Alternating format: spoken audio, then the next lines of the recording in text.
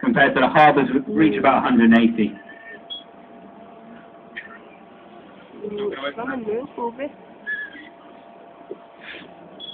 They also have their pups at a different time of year, so the grey seals have their pups in the winter, and they're born with a white fluffy coat.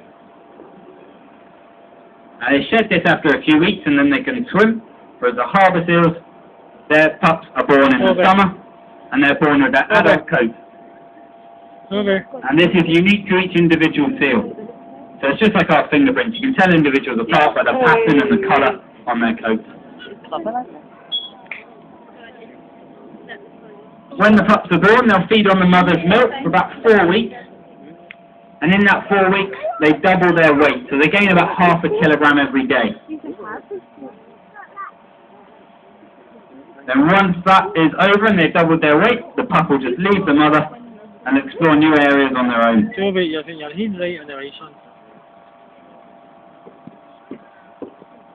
now once the pup has left, it's breeding season, so the males will start competing for the females.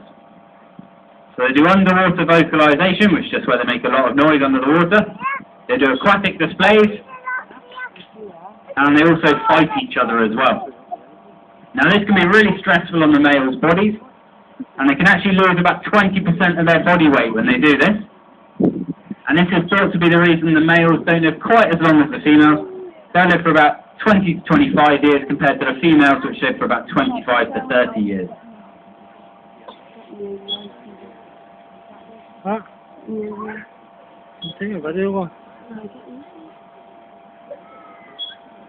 Now also in the summer months, the harbour seals will molt their fur. So they've got a fine fur all over their body, and this helps keep them warm under the water. So they molt this in the summer, and this means they spend a bit more time on the beach area. They'll spend about 12 hours a day on the beach compared to about 7 hours a day throughout the rest of the year, and their metabolism slows down. So they don't eat quite as much food, so they won't have to spend as much time hunting in the water.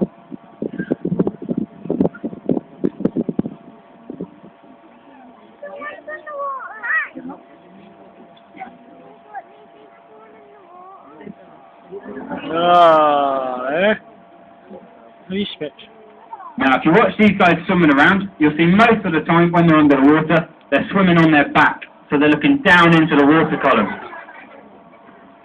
Now in the wild, this means they can look out for their predators, so this will be things like killer whales or great white sharks. By looking down into the water, it gives them a bit of a head start, because these predators will normally attack from beneath the seal, so they've got a slightly better chance of getting away. But it also allows them to look for their food as well. So they eat a variety of different things, like fish and squid, but they'll also forage around for mollusks and crabs as well.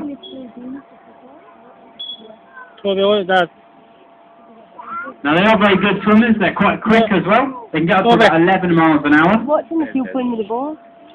Because they're mammals, they can't breathe under the water, so they have to hold their breath. And a harbour seal can hold its breath for about 20 to 25 minutes. Now when they do this, they have to lower their heart rate, so their heart rate on the surface can be up to about 120 beats a minute, and they can lower it down to just 6 beats per minute. And this means they're using a lot less oxygen, a lot less energy, so they can stay under the water for longer.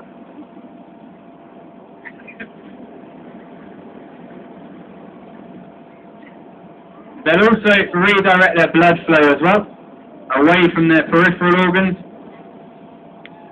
just to their major organs like their heart and their brain.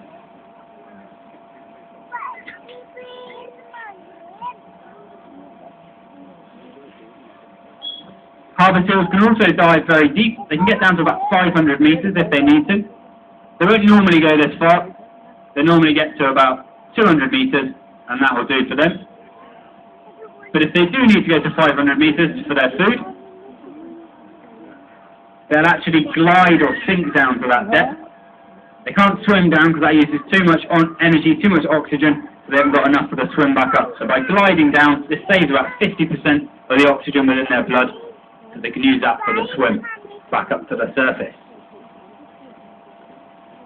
Now we're actually starting to feed our seals a little bit more now, because we're heading into winter. They need to fatten up a little bit. So it's got a layer of fat all the way around their body. So they're eating about 4.5 kilos of fish each a day at the moment. And this means that they can stay a bit warmer, because this layer of fat just acts as a layer of insulation.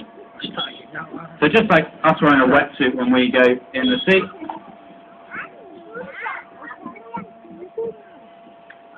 Now you'll also see on these seals, they've got nice long whiskers. So these are used to hunt in very murky conditions. They can feel all the movement in the water.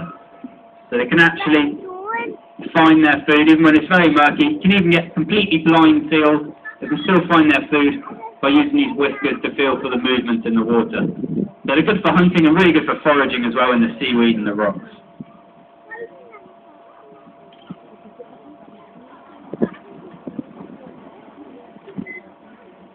Harbour seals also have relatively good eyesight. They have a film of oil over their eyes, and this helps them to see under the water.